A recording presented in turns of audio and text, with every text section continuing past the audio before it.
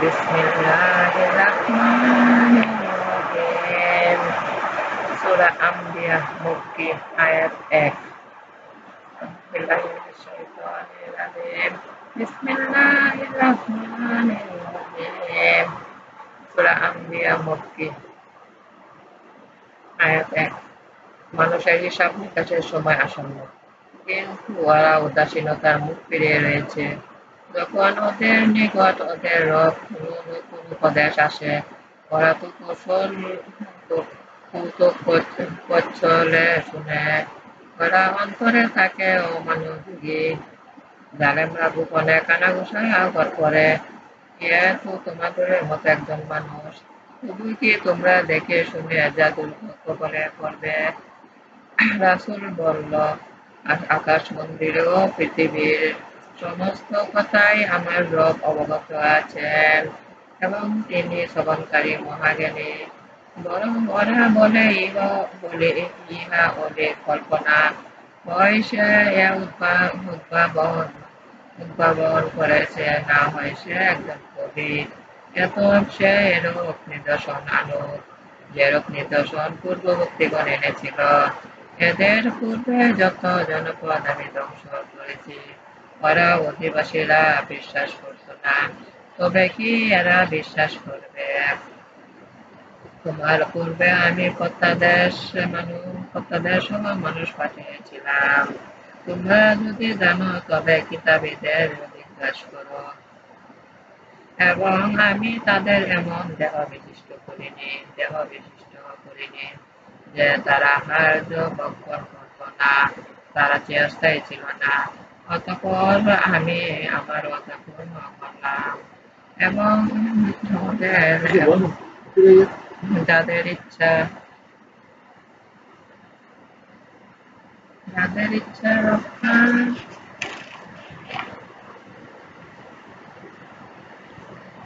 করেছিলাম এবং পাপীদের ধ্বংস করেছিলাম। আমি তো তোমাদের প্রতি উপদেশপূর্ণ গ্রন্থ অবতীর্ণ করেছি, তবুও কি তোমরা বুঝবে না? আমি জালিম অধ্যুষিত কত জনপদ ধ্বংস করেছি এবং তাদের পরে অপর জাতি সৃষ্টি করেছি। পরে যখন ওরা আমার শাস্তি দেখলো, তখন ওরা জনপদ হতে পলায়ন করলো।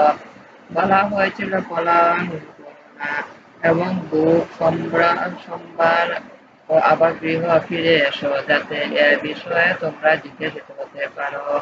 ওরা বলল, হায় দুর্ভোগ আমাদের, আমরা তো ছিলাম জালিম। আমি ওদের কর্তৃত্ব শস্য ও নির্বাপিত অদৃশ্য না করা পর্যন্ত এদের এ আর্তনাদ স্তব্ধ হয়নি।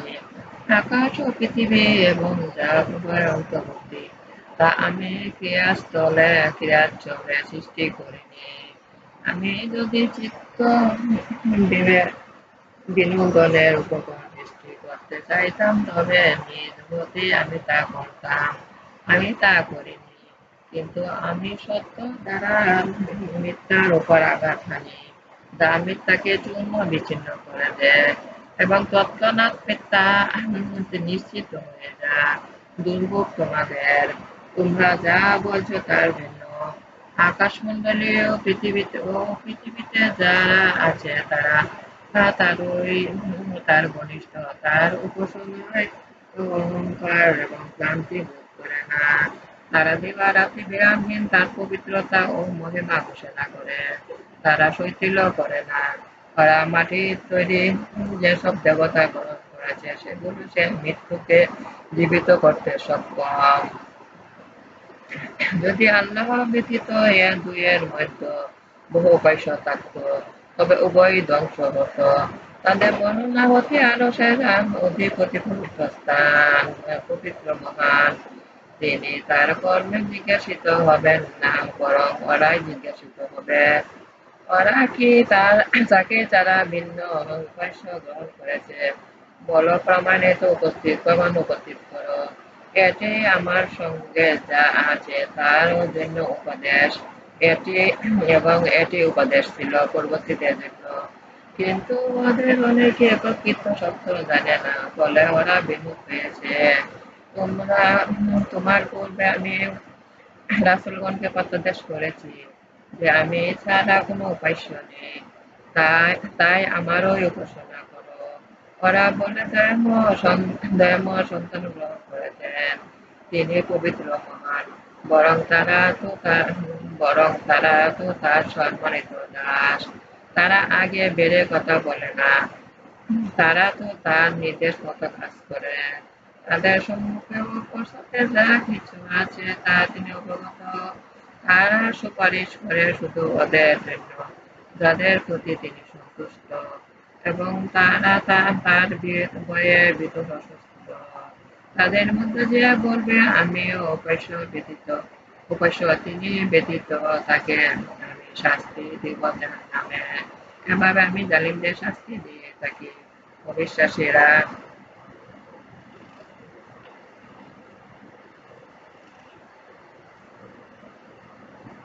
অবিশ্বাসী কিভাবে দেখে না যে আকাশ ও পৃথিবী ওতপ্রোতভাবে মিশেছিল, অতঃপর আমি উভয়কে পৃথক করে দিলাম এবং বান ও সমস্ত কিছুই পানি হতে সৃষ্টি করলাম। তবুও কি ওরা বিশ্বাস করবে না? এবং আমি পৃথিবীতে সুদৃঢ় পর্বত সৃষ্টি করেছি, যাতে পৃথিবী ওদের নিয়ে না এলে, এবং আমি ওতে প্রশস্ত পথ করে দিয়েছি, যাতে ওরা গন্তব্যস্থলে পৌঁছাতে পারে।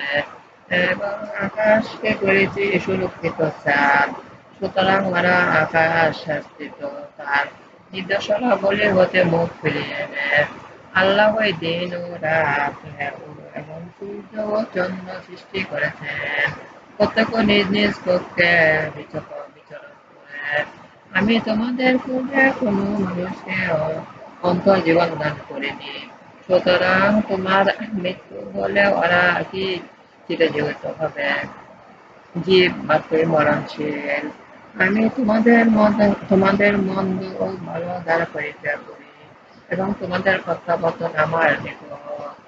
অবিশ্বাসীরা যখন তোমাকে দেখে শুধু বিদ্রুপ পার্শ্বরূপে গ্রহণ করে। ওরা বলে একই দেশের যে তোমাদের দেবীর যে সমালোচনা করে, ওরাই তো দয়াময়ের স্মরণের বিরোধিতা করে। মনসৃষ্টিগতভাবে তোরা প্রবল, শীঘ্রই আমি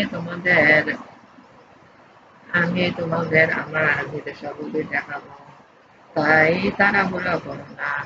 ওরা বলে ওরা বলে, তোমরা সত্যবাদী হলে বলো, এ প্রতিজ্ঞা কখনো পূর্ণ হবে? তখন কাফেররা সে সময়ের কথা জানতো যখন ওরা ওদের সম্মুখ ও পশ্চাৎ হতে আগ্রহ প্রতিরোধ করতে পারবে না, এবং ওদের সাহায্য করা হবে না। বস্তুত তা ওদের উপর অকস্মাৎ এসে ওদের হতবুদ্ধি করবে, ফলে ওরা তা রোধ করতে পারবে না, এবং ওদের বদল দেওয়া হবে না। তোমার পূর্বে অনেক রাসূলকে ঠাট্টা বিদ্রূপ করা হয়েছিল, পরিণামে তা বিদ্রূপকারীদের পরিবেষ্টন করেছিল। বলো, তোমাদের দিন দয়াময় আযাব থেকে কে রক্ষা করবে? তবুও তবুও ওরা ওদের রবের স্মরণ হতে বিমুখ থাকে। তবে কি আমাকে ছাড়া অন্য কোনো মাবুদ আছে যারা ওদের রক্ষা করবে?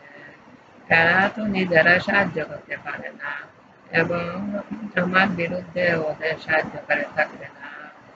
বস্তুত আমিও ওদের এবং ওদের পুরুষকে বুক সম্বল দিয়েছিলাম, এবং ওদের আয়ুষ্কাল দীর্ঘ হয়েছিল। ওরা কি দেখছে না যে আমি ওদের দেশকে চতুর্দিকে হতে সংকুচিত করে আনছি? তবুও কি ওরা বিজয়ী হবে? বলো, আমি তো কেবল ওহীর দ্বারাই তোমাদের সতর্ক করি, কিন্তু বধিরদের যখন সতর্ক করা হয় তখন তারা শোনে না। তোমার রবের শাস্তি কিছু মাত্র তাদের স্পর্শ করলে বলে উঠবে, হায় দুর্ভোগ আমাদের, আমরা তো ছিলাম জালিম। এবং কিয়ামতের দিন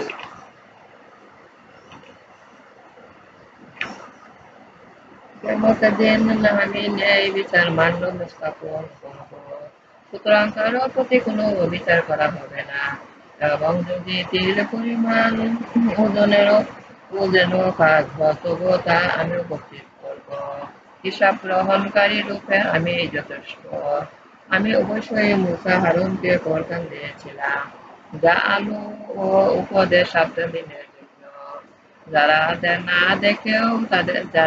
দেখেও তোমাদের রবকে ভয় করে এবং কেমন সম্পর্কে বিশ্বস্ত। কল্যাণময় উপদেশ আমি কুরআন অবতীর্ণ করেছি, তবু কি তোমরা এতে অস্বীকার করবে? আমি অবশ্যই এর পূর্বে ইব্রাহিমকে ভালো-মন্দ বিচারের জ্ঞান দিয়েছিলাম এবং তার সম্বন্ধে পরিজ্ঞাত ছিলাম। যখন সে তার পিতা ও তার জাতিকে বলল, এ যে মূর্তিগুলো তাদের পূজায় তোমরা রত রয়েছ, এগুলো কি? ওরা বলতো, আমাদের পিতৃপুরুষদের পূজা করতো। সে বলল, তোমরা বিভ্রান্তিতে রয়েছ, তোমাদের পিতৃপুরুষগণও ছিল। ওরা বলল, তুমি কি আমাদের নিকট সত্য এনেছ না কৌতুক করেছ? সে বলল, বরং তোমাদের রব তো আকাশমণ্ডলী ও পৃথিবীর প্রতিপালক, যিনি ওদের সৃষ্টি করেছেন, এবং এ বিষয়ে আমি সাক্ষ্য দিচ্ছি, শপথ আল্লাহর, তোমরা চলে গেলে আমি তোমাদের মূর্তিগুলো সম্বন্ধে ব্যবস্থা গ্রহণ করব। অতঃপর সে ওদের উপাদানটি ছাড়া অন্য মূর্তিগুলি চূর্ণ বিচ্ছিন্ন করে দিল, যাতে ওরা শরণাগত হয়। ওরা বলল, আমাদের দেবতাগুলোর প্রতি এরূপ করলে কে? নিশ্চয় সে জানেন। কেউ কেউ বলল, এক যুবককে ওদের সমালোচনা করতে শুনেছি, তাকে বলা হয় ইব্রাহিম। ওরা বলল, তাকে লোকসম্মুখে উপস্থিত করো, যাতে ওরা সাক্ষ্য দিতে পারে। ওরা বলল, হে ইব্রাহিম, তুমি কি আমাদের দেবতাগুলোর প্রতি এরূপ করেছ? সে বলল, এদের উপাদানই করেছে। এটা জিজ্ঞেস করে দেখো না, দেখো না যদি এরা কথা বলতে পারে। তখন ওরা মনে মনে চিন্তা করে দেখলো এবং একে অপরকে বলতে লাগলো, তোমরাই জালিম। অতঃপর ওদের মস্তক অবনত হয়ে গেল এবং ওরা বলল, তুমি তো ভালোই জানো যে এরা এরা কথা বলে না। সে বলল, তবে কি তোমরা আল্লাহর পরিবর্তে এমন কিছু উপাসনা করো যা তোমাদের না কোনো উপকার বা ক্ষতি করতে পারে? দিক তোমাদের এবং আল্লাহ ভিন্ন তোমাদের উপাস্যদের, তবুও কি তোমরা বুঝবে না? ওরা বলল, তবে ওকে পুরো তোমাদের দেবতাগুলোকে সাহায্য করো যদি কিছু করতে চাও। আমি বললাম, হে অগ্নি, ইব্রাহিমের জন্য শীতল ও নিরাপদ হও। ওরা ইব্রাহিমের বিরুদ্ধে এক পন্থী আসলো, কিন্তু ওদের আমি ক্ষতিগ্রস্ত করে দিলাম এবং আমি তাকে লুতকে উদ্ধার করে সে দেশে নিয়ে গেলাম। সেখানে বিশ্ববাসীর জন্য কল্যাণে রেখেছি এবং আমি তাকে দান করেছিলাম ইসহাক, আরও দান করেছিলাম ইয়াকুব, এবং পুত্রকে সৎকর্ম করেছিলাম সত্যায়ন করেছিলাম এবং তাদের করেছিলাম নেতা। তারা আমার নির্দেশ অনুসারে মানুষকে সুপথ প্রদর্শন করত। তাদের সৎ কাজ করতে ওহী করেছিলাম, নামাজ পড়তে এবং যাকাত প্রদান করতে। তারা আমারও উপাসনা করত এবং লূতকে প্রজ্ঞা ও জ্ঞান দিয়েছিলাম এবং তাকে অশ্লীল কর্ম লিপ্ত এমন একজন পদবতে উদ্ধার করেছিলাম। ওরা ছিল এক মন্দ সম্প্রদায় সত্যত্যাগী এবং তাকে আমি আমার অনুগ্রহ কাজে করেছিলাম। সে ছিল সৎকর্মপরায়ণ। স্মরণ করো অনুভবকে, পূর্বে সে যখন দেখেছিল তখন আমি তার ডাকে সাড়া দিয়েছিলাম এবং তাকে তার পরিবারবর্গকে মহাসংকট হতে উদ্ধার করেছিলাম। আমি মিথ্যাচারী জাতির বিরুদ্ধে তাকে সাহায্য করেছিলাম ছিলাম, যারা আমার নির্দেশনাগুলি অস্বীকার করেছিল। ওরা ছিল এক জাতি, এক মন্দ জাতি। তাই ওদের সকলকে নিমজ্জিত করেছিলাম। এবং শুধু স্মরণ করো দাউদ আলাইসাল্লাম, সুলেমানকে যখন তারা শস্য ক্ষেত্র সম্পর্কে বিচার করছিল, ওতে রাত্রিকালে কোনো মেঘ ঢুকে পড়েছিল, আমি তাদের বিচার দেখছিলাম। সুলেমান এর মীমাংসা জানিয়েছিলাম এবং তার প্রত্যক্ষ গান দিয়েছিলাম এবং পর্বত বিহঙ্গগুলোকে দাউদের সঙ্গে পবিত্রতা পাঠের নিয়ম করে দিয়েছিলাম।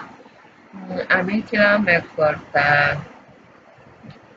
আমি তাকে বর্ম নির্মাণ শিক্ষা দিয়েছিলাম, যাতে যুদ্ধে তা তোমাদের রক্ষা করে। সুতরাং তুমি কি কৃতজ্ঞ হবে না? এবং উদ্দাম বায়ু সুলাইমানের বশীভূত করে দিয়েছিলাম। তার আদেশক্রমে সে দেশের দিকে প্রবাহিত হতো। সেখানে আমি কল্যাণ রেখেছি। সব বিষয়ে আমি অবগত।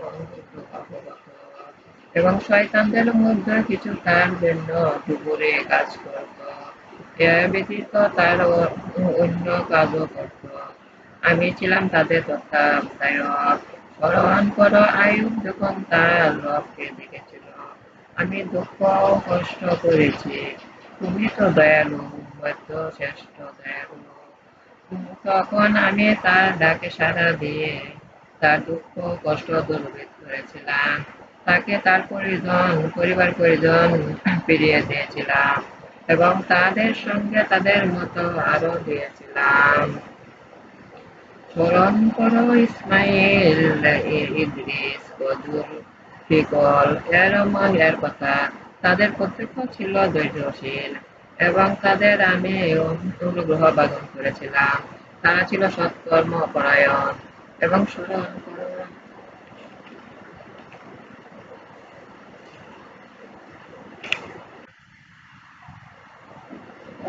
করো মাছগুলো ইউনুসের কথা। সে ক্ষুব্ধ হয়ে চলে গিয়েছিল।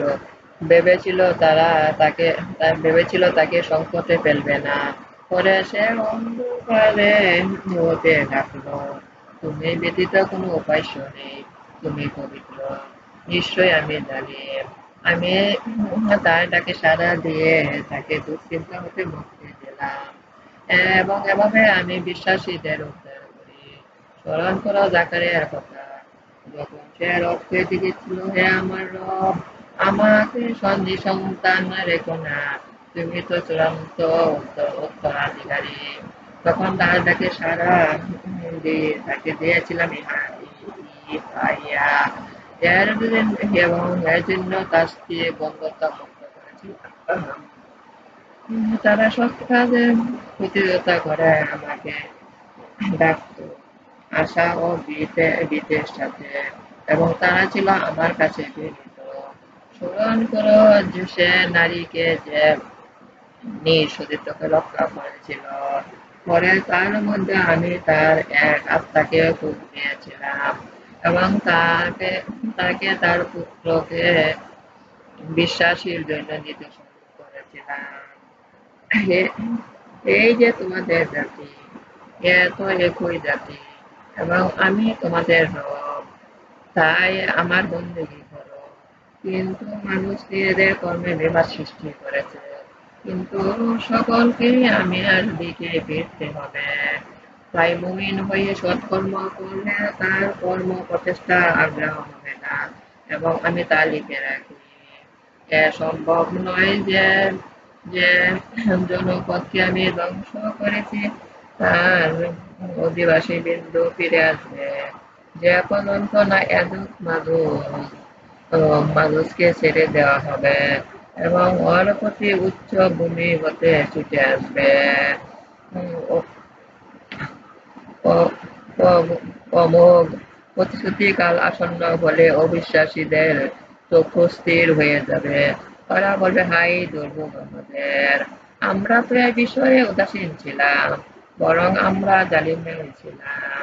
তোমরা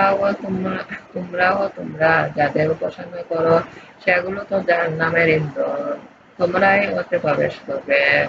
যদি ওরা উপাস্যই হতো তো ওরা জাহান্নামে প্রবেশ করতো না। ওরা সকলেই ওতে চিরকাল থাকবে। সেখানে বংশীবাদীরা চিৎকার করবে এবং সেখানে ওরা কিছুতেই শুনতে পাবে না। যাদের জন্য আমি আমার নিকট থেকে পূর্বে হতে কল্যাণ নির্ধারিত রয়েছে, তাদের তা থেকে দূরে রাখা হবে। তারা ওর কিন্তুম শব্দ শুনবে না এবং সেখানে তাদের মন যা চায় তা পাবে। মহাভীতি তাদের বিষাদকৃষ্ট করবে না এবং ফেরেশতাগণ তাদের ভয়ে বলে অবতারণা করবে। এই প্রদত্ত প্রতিশ্রুতি দিবস, সেই দিনই আকাশমণ্ডলী গুটিয়ে ফেলবো, যেভাবে লিখিত দপ্তর গুটানো হয়, যেভাবে আমি প্রথম সৃষ্টির সূচনা করেছিলাম, সেভাবে পূর্ণ সৃষ্টি করব। প্রতিশ্রুতি আমার কর্তব্য পালন, আমার কর্তব্য, আমি এ পালন করবই।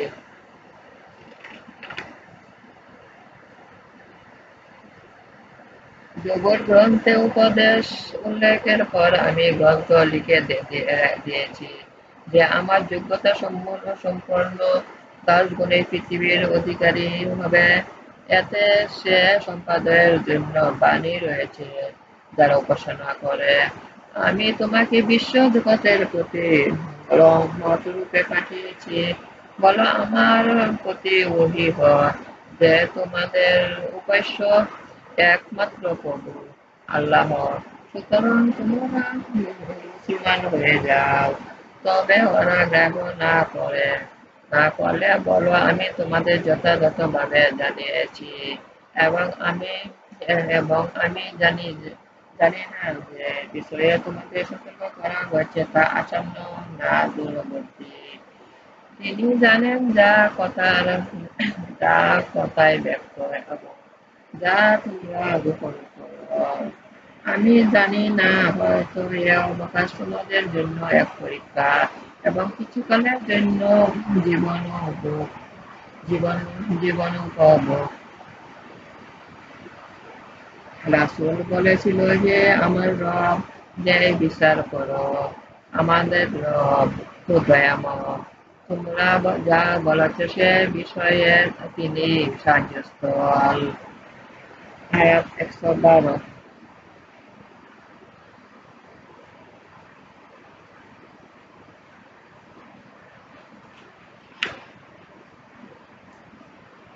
সূরা আম্বিয়া 1 থেকে 112 আয়াত। আমার নামাজ, বিসমিল্লাহির রহমানির রহিম। আমার নামাজ, আমার উপাসনা, আমার জীবন, আমার মরণ সবই আল্লাহর। আমি আল্লাহর কাছে আত্মসমর্পণ করেছি। আল্লাহ আল্লাহর অনুগত হলো তোমাকে, রাসূলের অনুগত হলো তোমাকে, আল্লাহর উপদেশ মান্য করার শক্তি দাও আমাকে, আল্লাহকে উত্তম ঋণ দান করার শক্তি দাও আমাকে, তুমি আখিরাতে কল্যাণ দান করো, দুর্যোগের অগ্নি হতে আমাকে রক্ষা করো। হে আমার রব, আমাকে আমাকে কল্যাণের দিকে ডাকিয়ে করো এবং কল্যাণের দিকে বের করো। তোমার সাহায্য শক্তি আমাকে দান করো। হযরত মুহাম্মদ সাল্লাল্লাহু আলাইহি ওয়াসাল্লামের ইসলামের জীবনের উদাহরণ। বিসমিল্লাহির রহমানির রহিম।